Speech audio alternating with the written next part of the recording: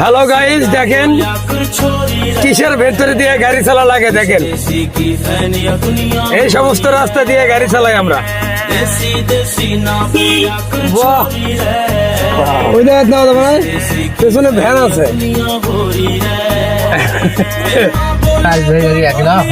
কোন চিপে দিয়ে ঢুকছে আল্লাহ জানে। আল্লাহ ওপরে বাজে নাকি রে? না,